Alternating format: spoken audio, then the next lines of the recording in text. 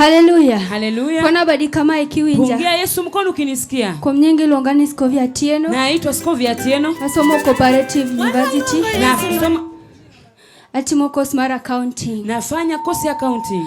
Haleluya. Haleluya. Kauno do pako kodunya sae kodwen wacho ni kanya sae dagwe dhongimani okokwa ngato permission. Leo hii tunataka kuimba na wimbo ambao unasema kama Mungu anataka kukubariki haombi mtu permission. Penja ni jaba atinio sae koremo ndo wamia lenya sae. Je, uliza huyo kando kama mshajiandaa. Jadimo sae koremo ndo wamia lenya sae. Wangapi wamejiandaa ili tudansie Mungu? Haleluya. Haleluya. Haya timbadi malo kama. Golweti.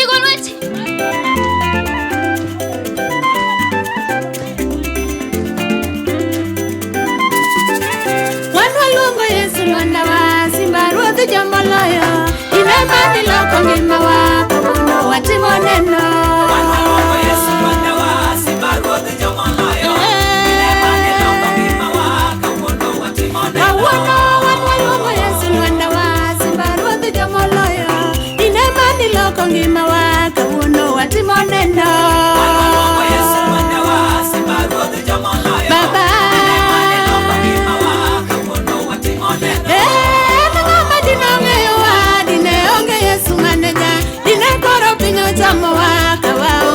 donjo Wapi makofi ya Yesu, makofi ya Yesu. Akanyo elengoma dinongeyo wa dineonge Yesu maneja dine koro pino chamo wa kawaonge kare donjo Winye badi malu ne Yesu jofije Fafane Yesu maneja kama Olweti Awinye sigalagala Gikumitimo no Yesu yae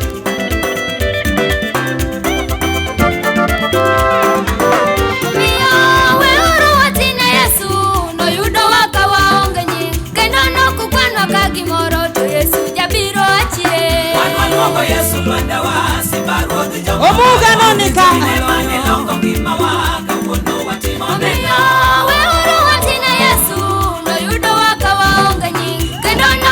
Kagimoro to Yesu jabiro Yesu yae Jabaro na nasabitikie Yawa Yesu rodhati ya gwenya Kata penye duto Obiro ruako hiki ngwano Kendo timi bedo mare Samano Iromo Yesu Adiera samodoro kwendo ngimani Oko kwa ngato permission Simba yoro tia Togik motimo emineno Yesu yae Winye badi malo kama Awinye sigalagala mari Yesu Samodoro kwendo ngimani Oko kwa ngato permission Simba yoro tia Togik motimo emineno Akida yo Odiama winye kaene papina jeru Sayo gwedu Winye badi malo kama Iwanga ngane Golweti kama igo sigalagala Mano Simba Ruoth Jomoloyo. Wapi nduru ya Yesu Joma yande chime pipa Joma yande pinyo juanga Joma yando luongo chokora Kamuono gipako ruodh gi Yesu Lwanda wa Simba Ruoth Jomoloyo Oseloyo ne Imemani longo ngima waka Muno Adwaneni Ruoth Joma yande chime pipa Joma yande pinyo juanga Joma yando luongo chokora Kamuono gipako ruodh gi Yesu Lwanda wa Simba Ruoth Awinji Yesu godiambo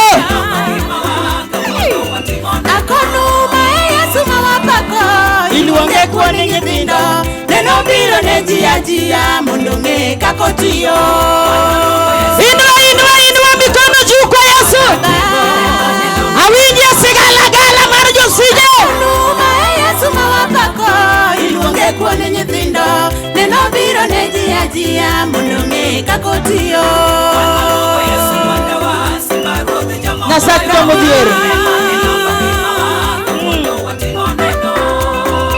Tinge badi malo kamano Yesu Ruoth Awinji sigalagala mar Yesu jatelo Ikia kiaya kuma wae Bado Wapi nduru ya Yesu? Koga. Maronya sati jo amonde.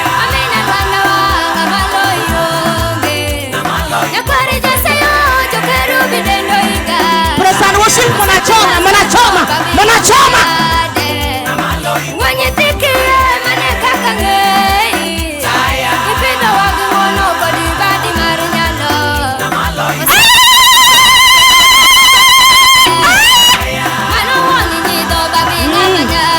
Yesu yae.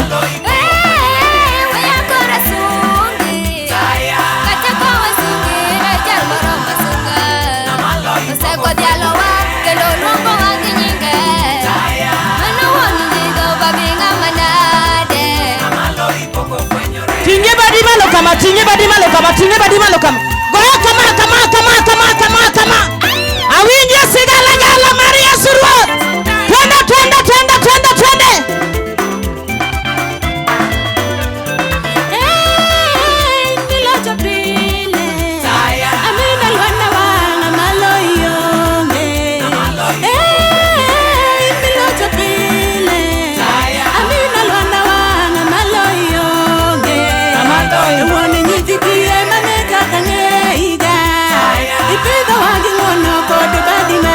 Kandiege wasone ni kodo wangwa.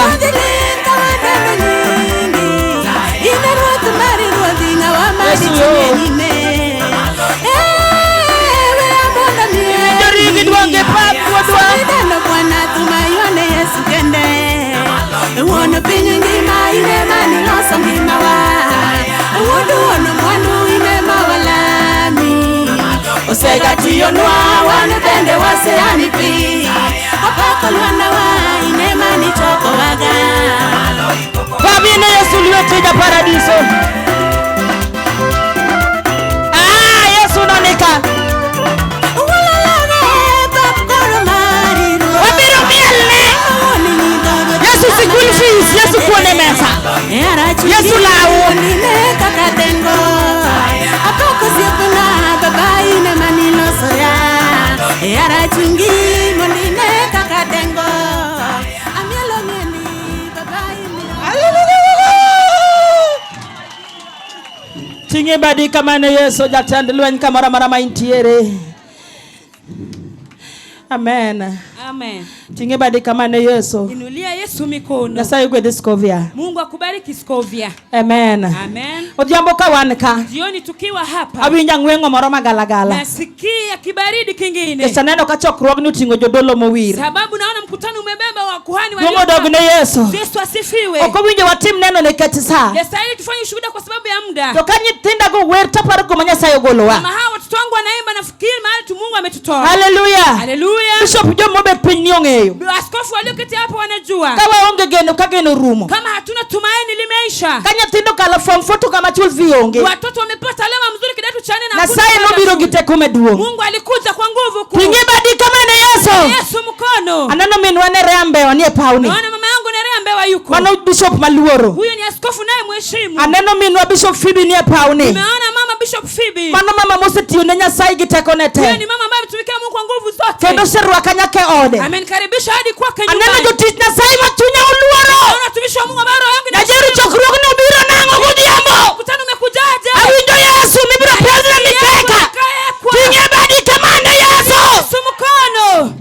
Okwabiro piem. Hatujakuja mepesha. Mano foundation manyocha keto. Huo ni msingi nilioweka. Jal mwa piem gwen ngata chiel. Tunapeshana naye ni mtu Ilungi mmoja. niyo Beelzebub. Anaitwa shetani yule. Nyocha waloya chiel kuom mia. Tulimshinda moja kwa mia. Nyoro ne waloye nono kuom mia. Jana tulimshinda sufuri. Kawuono wadi waloye mabor. Leo tutamshinda sana. Ene mwa piem gode kende. Pigana yeye pekee. Hallelujah.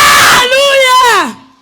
Akelo Kristino tieno manyoganda. Naleta Kristino tena binti wa Uganda. Mungu dogne Yesu. Yesu asifiwe. Oseng'ado ndege masaa 12. Ameshapanda ile ndege saa 12. Odwa doke piny Nairobi sani. Anataka kurudi Nairobi sasa. Kech tich duong'. Sababu kazi ni kubwa. Adwa ni bopa Kenya Nyasaye. Asifu Mungu. Kata kelo Florence Odiwuor.